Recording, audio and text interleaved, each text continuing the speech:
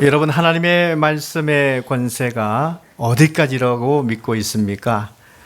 세상 사람들은요, 하나님의 말씀을 교회 안에서 믿는 사람들만 듣는 것이고 거기까지 영향력 있는 것이지, 세상에서는 세상의 소리가 더 힘이 있다고 생각들 하지요. 그러나 이 세상 사람들의 생각은 틀린 것입니다. 하나님의 말씀은요, 세상을 창조한 말씀이죠. 또 이 세상을 구원하는 구원의 지혜가 있는 말씀입니다.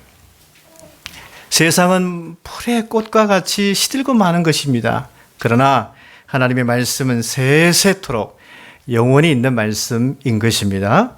그래서 오늘 말씀은요, 복음의 소리야말로 세상에 서슬프한 그런 힘과 맞서는 권능임을 선포하고 있지요. 이 복음의 소리가 어느 때에 선포되어졌습니까? 디보라 황제가 통치한 지 15해 바로 그때였습니다. 여러분, 이 디베로는요, 그 양아버지인 아우구스토가 죽은 다음에 뒤를 이어서 황제의 자리에 즉위한 사람입니다. 이 디베로 황제는요, 세례 요한과 예수님 생애 당시에 팔레스타인 땅에 상당한 정치력을 행사했던 황제입니다. 요한복음을 보게 되면 갈릴리 호수를 디베라 호수라고 할 만큼 그 영향력이 크다는 것을 우리는 알 수 있죠. 그리고 이 디베로 황제는요, 복음서에 가이사라고도 기록되어 있습니다. 그래서 예수님께서 십자가 처형을 당하실 때에 바로 그 로마 황제였습니다. 당시 이 디베료 곧 가이사 힘이 얼마나 대단했는지 이 서기관들이요, 예수님께 나와 곤란할 질문을 던질 때 바로 이 가이사의 이 이름을 거론하면서 질문했죠. 서기관들이 예수님께 나와 논쟁을 벌이는데요, 우리가 가이사에게 세를 바치는 것이 옳습니까? 옳지 않습니까? 그렇게 곤란한 질문을 드렸습니다. 우리 예수님께서는 그 관계를 아셨죠. 가이사의 것은 가이사에게, 하나님의 것은 하나님에게 바쳐라, 그렇게 명답을 말씀을 하셨습니다. 이 말씀은요, 하나님의 것을 하나님의 것으로 돌려놓으라, 그런 강한 말씀이지요. 여러분, 유대인의 사상 가운데서는요, 돌 하나, 풀 한 포기도요, 하나님의 것이 아닌 것이 없습니다. 모든 것이 다 하나님의 것이죠. 가이사의 왕국도 결국은 누구의 것이다? 바로 하나님의 것이다, 이렇게 말씀하고 있는 것입니다. 세계 질서 권위는 누구이신가? 바로 하나님이시다는 뜻이죠. 단지 하나님께서 통치자를 세우시는 그 이유가 무엇입니까? 바로 하나님의 선한 질서를 대신 세우기 위해서 사용되어진 권세일 뿐이다, 이렇게 말하고 있는 것이죠. 결국 이 세상의 힘은요, 하나님의 힘에 속한 것임을 주님이 말씀하고 있습니다. 여러분, 그리고 이 빌라도가 유대 총독으로 있었을 때 그때 이 복음의 소리가 또한 들렸습니다. 여러분, 이 빌라도는요, 로마 황제 디베로에 의해서 유다 총독으로 임명받은 사람이죠. 이 빌라도 총독은요, 대부분 이 가이사라에 머물러 있었습니다. 거기가 관제가 좋고 아름답고 하다 보니까 평소에는 거기 있다가 6월절과 같이 많은 유대인들이 순례길을 따라서 예루살렘 성전에 모여들었을 때에 그때 예루살렘 관저로 내려옵니다. 왜냐하면 유대인들이 모인다는 것은 밀란을 일으킬 수 있거든요. 그러니까 그 밀란을 방지하기 위해서 이 총독은 예루살렘 관저에 내려와 있는 것입니다. 그런데 이 총독의 이 힘은요, 막강했습니다. 십자가 처형을 집행했죠. 그리고 유대 제사장에 대해서 임명권을 갖고 있습니다. 여러분, 유대 제사장은 사실 누가 임명해야 됩니까?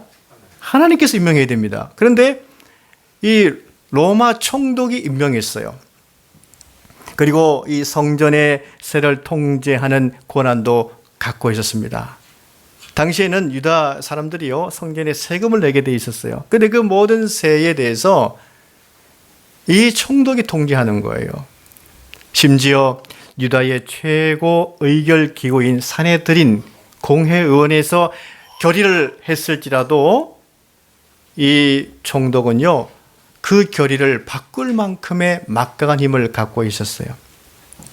여러분, 그러니까 이 빌라도 총독의 권한은요, 유다 종교 깊숙한 곳까지 들어와 있었습니다. 이게 로마 힘이 대단했다는 뜻이죠. 여러분, 각 지역의 왕으로 분할되어서 통치했던 왕들이 있습니다. 지역 분봉 왕들이 있었던 것이죠. 이들도 역시 로마 황제들로부터 임명을 받습니다. 헤롯과 그의 동생 빌립이 분봉왕으로서 통치를 했죠. 또 로마 총독 빌라도로부터 임명받은 유대 지도자들이 누구로 나타냈습니까? 안나스와 가야바가 대제사장으로 나타나 있죠. 여러분, 어떤 분위기를 지금 성경은 우리에게 말씀하고 있죠? 온 세상과 그리고 유다 종교에 이르기까지 로마 통치가 깊이 들어와 있고 큰 영향력을 행사하고 있다는 것을 전하고 있습니다. 여러분 같으면 이런 분위기에 어떻게 사십니까? 그래도 나는 순수한 신앙을 지키면서 살아갈 것이야, 이런 사람이 있는가 하면은, 이런 분위기에서 신앙을 지킨다는 것이 과연 무슨 의미가 있을까, 이렇게 갈등하는 사람도 분명히 있을 것입니다. 그냥 세상에 편성해서 로마의 힘에 의해서 공생하면서 사는 것이 지혜로운 영특한 삶이지, 순수 신앙을 지킨다고 내가 손해본다는 것이 뭐 그리 대단한 것인가, 이렇게 갈등할 수도 있을 것입니다.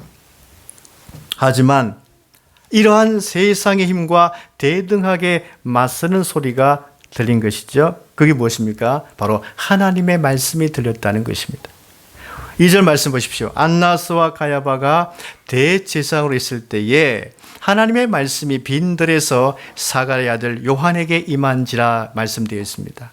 사랑하는 여러분, 왜 이 로마의 힘이 가장 강력할 그때에 하나님의 말씀이 들려졌을까요? 무엇이 더 큰 힘이라고 하나님께서 말씀하고자 하시는 것이죠? 세상의 권력이 참된 힘인가? 그렇지 않다. 하나님 말씀이 참된 힘이다. 이것을 하나님이 전파하시는 거죠. 그러므로요, 하나님 말씀인 복음은 세상의 힘을 그냥 묵과하지 않습니다.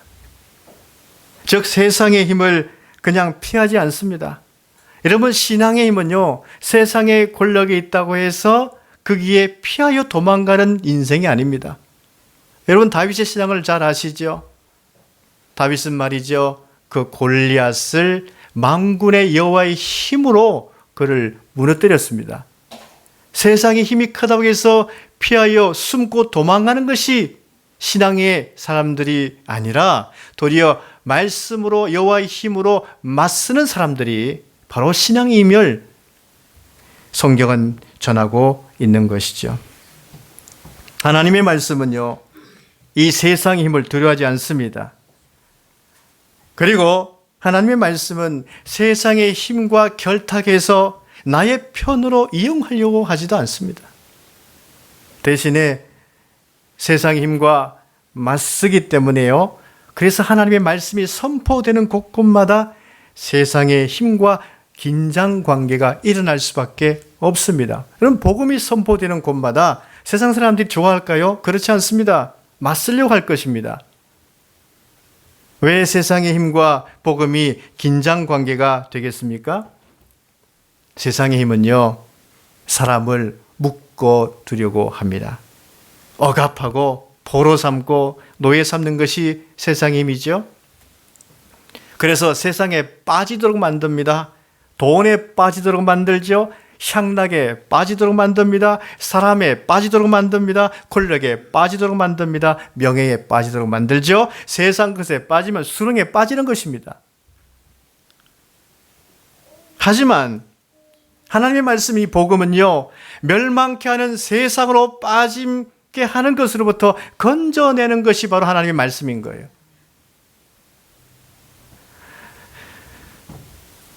세상의 힘으로부터 사람을 구원하는 소식이 바로 복음입니다. 그래서 복음은 항상 세상 힘과 맞서는 거예요. 세상 힘과 맞서는 하나님의 말씀이 지금 어디에 누구에게 임한 것이죠? 빈들에 있는 요한에게 임했습니다. 빈들이라고 하는 것은 광야를 말하는 것이죠. 하나님께서 세상과 맞설 만한 세상보다 힘 있는 권세의 하나님 말씀을 들려주시기 위해서 선택하신 곳은 바로 빈들입니다. 광야입니다. 빈들은요, 사람들이 별로 관심을 가지지 않습니다. 빈들에 사는 사람에 대해서도 물론 사람들은 관심을 가지지 않을 것입니다. 그런데 하나님은 사람들이 관심을 가지지 아니하는 그 빈들에 하나님이 사랑하는 성령으로 잉태케 해서 태어나게 한 바로 그 요한을 빈들에 두셨어요. 만약에 요한도 빈들에 살지 않고 사람들이 많이 살고 있는 바로 그곳에 살았다면, 그래서 사람들의 많은 관심 속에 그가 그곳에 있었다면, 그도 사람인지라 하나님께 집중하기보다는 사람들에게 집중하면서 살았을 것입니다. 사람에 빠져 있었을 것입니다. 요한이 하나님보다는 사람들에게 집중하는 시간들을 대부분 보냈다면요, 하나님의 말씀이 그에게 들려지지 않았을 것입니다. 많은 교계 지도자분들이 경험담을 전하십니다. 하나님께 집중하는 시간보다도 사람들에게 집중하는 시간들, 사람들을 많이 만날 때에, 그래서 사람들의 문제를 처리해 주느라고 대부분 시간을 보내니 내 영혼이 텅 빈 것과 같다고 말씀들을 하십니다. 여러분, 우리는 사람들을 많이 만나면 내 마음이 평안해지고 더 든든해질 거라고 생각들을 할 것입니다. 그러나 사람을 적게 만나도 하나님을 더 깊이 만났을 때, 그때가 내 영혼이 더 평안했고 내 마음도 세상 앞에서 담대 행동하고 전하고 있습니다. 어떤 분은 사람들에 의해서 애워싸워 있을 때에 그때가 사실 내 영혼이 더 두려웠고 힘들었다고 토로하는 분들도 많이 만났습니다. 근데 우리는 반대로 생각하죠. 내 주변에 사람들이 많으면 내 영혼이 든든할 것이다 생각합니다만은, 사실은 그 자리에 올라가 본 사람들의 얘기는 반대로 얘기하고 있습니다. 아니었다고. 하나님과 묵상하는 시간, 그분을 만나는 시간이 많으면 많아졌을수록 그때가 내가 더 은혜가 충만했다고 전하는 거예요. 그들의 지혜를 우리는 들어야 되는 것입니다. 오늘 요한이 왜 로마의 권력 앞에서도 담대할 수 있었습니까? 그의 주변에 많은 사람들이 있었기 때문입니까? 그를 따르는 많은 요한의 제자들이 있었기 때문입니까? 그는 홀로 빈들에서 하나님을 만나는 시간들을 많이 가졌기 때문입니다. 그래서 하나님 말씀이 그에게 임했기 때문에, 그 하나님 말씀 때문에 그는 세상의 힘 앞에 담대히 맞서서 하나님 말씀을 선포할 수 있었습니다. 사랑하는 여러분, 내 주변에 많은 사람들이 없다고 아쉬워하지 마시기 바랍니다. 바로 그 시간은 하나님께 더 집중하라고 하나님이 주시는 시간임을 여러분 받아들이시기 바랍니다. 그래서 여러분, 하나님께 더 집중할수록 하나님은 여러분들이 세상을 감당할 만한 강력한 하나님 말씀의 은혜와 그 힘을 여러분들에게 주실 것입니다. 이 하나님의 크신 은혜는요, 그래서 뜻밖의 그 빈들의 인생으로부터 주어지는 것을 보게 되지요. 하나님은요, 우리가 생각하기에 이런 사람 쓰실 것이다 생각하는데 뜻밖의 사람을 말씀의 통로로 사용할 때가 참 많습니다. 빈들 같은 멋없는 사람, 빈들같이 살아온 사람, 그에게 하나님의 은혜가 임해가지고 말씀의 통로로 사용하시는 거예요. 19세기 수백만의 사람들을 예수님께 인도한 세계적인 복음 전도자 D.L. 무디, 그의 집안은 너무 가난했습니다. 너무 가난해서 그는 학교에 다닐 수가 없었습니다. 초등학교 겨우 나왔습니다. 그는 구두 수선공으로 일했죠. 근데 하나님께서 그를 택하시고 은혜를 베풀어 주시죠. 주일학교 좋은 선생님을 만나게 해주십니다. 에드워드 킴볼을 만나게 되는 것이죠. 그로부터 복음을 들었습니다. 복음을 들은 무디는요, 예수님을 영접한 다음에 이 가슴에 불이 붙기 시작했어요. 그래서 견딜 수가 없었어요. 그래서 누가 시키지 않았는데 시카고 거리에 있는 어린아이들, 불량배들, 부두에 있는 노동자들, 감옥의 죄수들, 거리의 실업자들, 병원의 환자들에게 찾아가서 이 복음을 전하는 거예요. 당시 미국은요, 남북 전쟁으로 인해서 많은 사람들의 마음이 찢겨져 있었습니다. 마음이 상한 상태에 있었습니다. 전쟁의 고통이지요. 아픔이 있었어요. 그들에게 이 D.L. 무디의 부흥 집회, 이 복음 선포는요, 그 영향력이 불길처럼 퍼져나갔어요. 하나님의 역사는 이렇게 무디와 같이 빈들의 사람을 통해서도 일하시고 역사하신다는 거예요. 빈들의 인생이었던 무디에게 들려진 복음은요, 가장 강력한 불소식가 될 수 있도록 하나님께서 역사하신 거죠. 우리 가운데 이런 사람이 분명히 있을 것입니다. 왜 내 인생은 이렇게 빈들과 같은 인생일까? 이렇게 탄식한 분이 계십니까? 바로 그 순간이 하나님의 권능인 말씀인 이 복음이 가장 강력하게 나에게 들려줄 수 있는 바로 그때임을, 그런 상황임을 발견하시기 바랍니다. 빈들과 같다 생각될 때 더욱 하나님 말씀에 귀를 기울여 보십시오. 바로 하나님의 은혜의 통로로 하나님께서 사용하실 것입니다. 남에게 은혜를 주시기 위해서 먼저 하나님께서 나에게 은혜 충만하게 해주신다는 뜻이죠. 하나님은 요한에게 어떤 말씀을 주셨습니까? 회개의 세례를 전파하라는 이 말씀을 주셨어요. 이미 요한은요, 빈들에 살면서 하나님 앞에 많은 회개를 했습니다. 그 시간을 보내었습니다. 그래서 깨끗한 심령이 되었습니다. 그래서 그 깨끗한 심령을 가진 요한에게 하나님의 말씀이 들려졌다는 거예요. 여러분, 사실 회개라고 하는 이 말은요, 이미 하나님 백성인 이스라엘에게는 생소한 말입니다. 우리는 이미 하나님의 백성인데 이런 선민사상을 갖고 있는데 회개하라는 말은 그들에게 어울리지 아니하는 그런 말이죠. 만약 그들에게 하나님께 더 예배를 잘 드리십시오, 그리고 율법 말씀을 더 잘 지키십시오, 이런다면 그들은 쉽게 받아들였을 것입니다. 그런데 그들에게 가서 회개하십시오, 이 말은 그들이 잘 받아들일 수 없는 그런 말입니다. 사실 회개하십시오, 이 말은요, 이방인들에게나 적용될 수 있는 그런 말이라고 그들은 생각했었습니다. 그러나 하나님이 보시기에 지금 하나님의 백성이라고 하는 이스라엘이 어떤 상태에 있다는 것을 아셨습니까? 그들은 지금 형식에 굳어 있는 그런 상태에 살고 있다 하는 것을 하나님은 보셨습니다.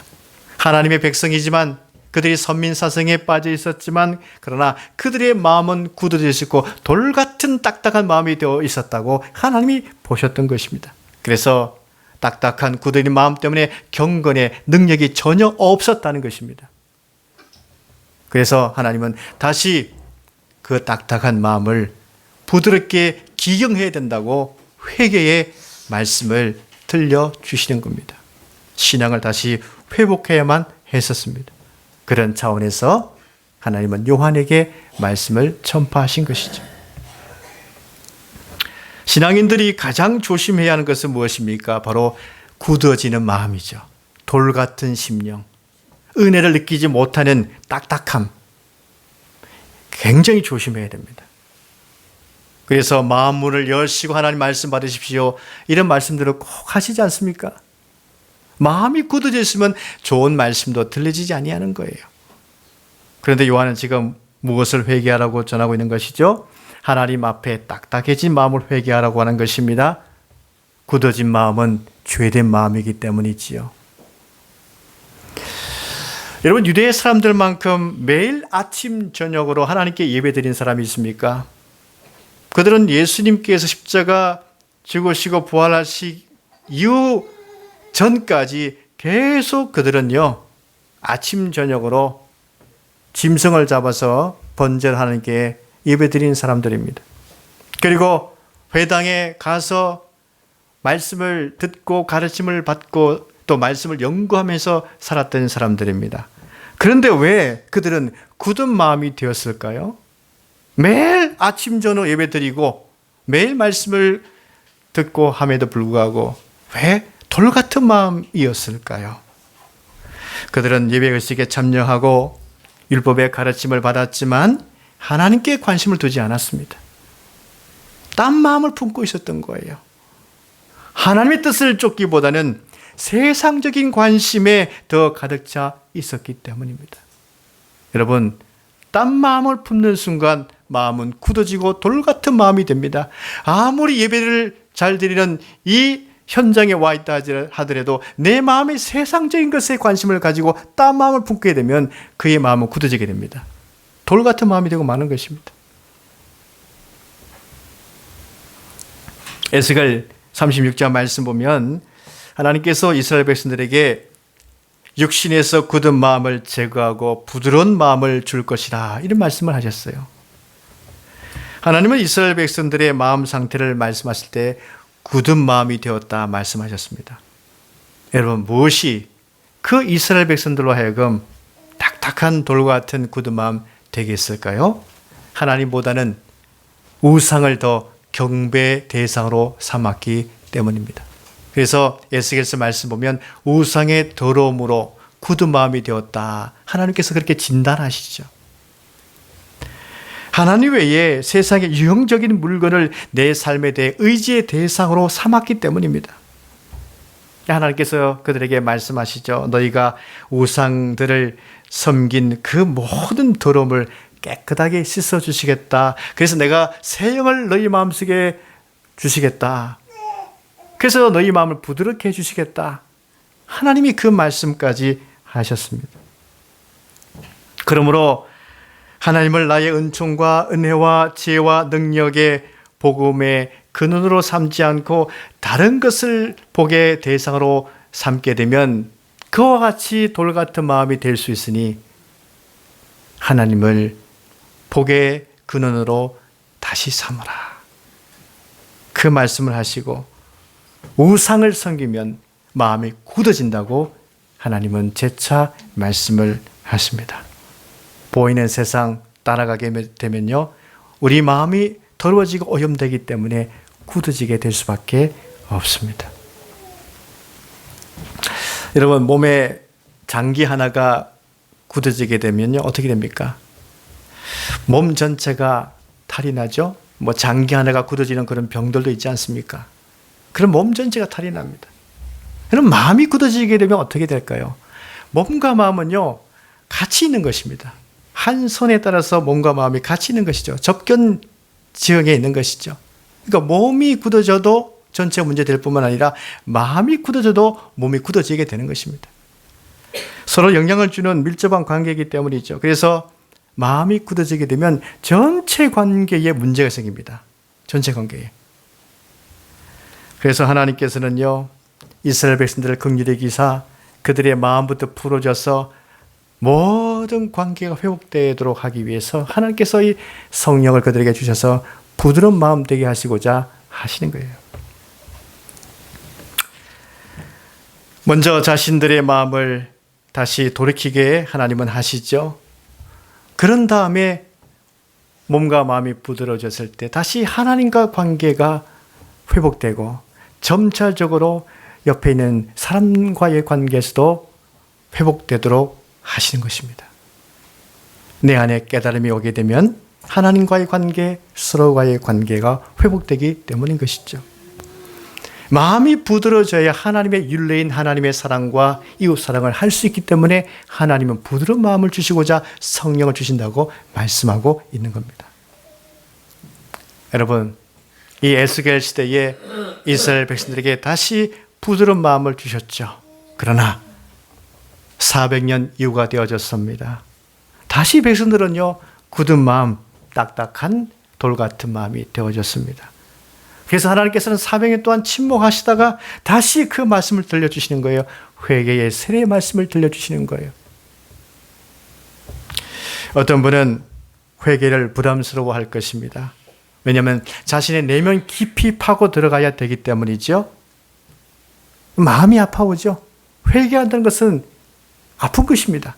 근데 아픔 없이 어떻게 우리가 성장, 성숙할 수 있겠습니까? 내 마음의 아픔을 통과해야지만이 마음의 문제가 해결되고 부드러운 마음으로 해결될 수 있는 거예요. 우리가 몸을 다쳤을 때에 그 상처를 아물게 하고 낫기 위해서는 조금 아픔을 참아야 됩니다. 아픔을 참게 되면 낫게 되죠. 그러니까 아픔 자체를 느끼지 않으려고 한다면 그는 나음받을 수 없는 거예요. 우리의 삶의 회복도 마찬가지입니다. 회개라고 하는 것은 내 마음부터 먼저 직면해서 나의 아픔에 대해서 먼저 느껴보고 하나님 앞에 나아갈 때 우리는 회복될 수 있다 하는 얘기죠. 하나님이 백성들에게 회개하라 이 말씀을 주신 이유가 무엇입니까? 바로 우리의 삶을 회복해 하시고 복되게 하시기 위해서죠. 그 복된 말씀이 바로 5절에 나타나 있습니다.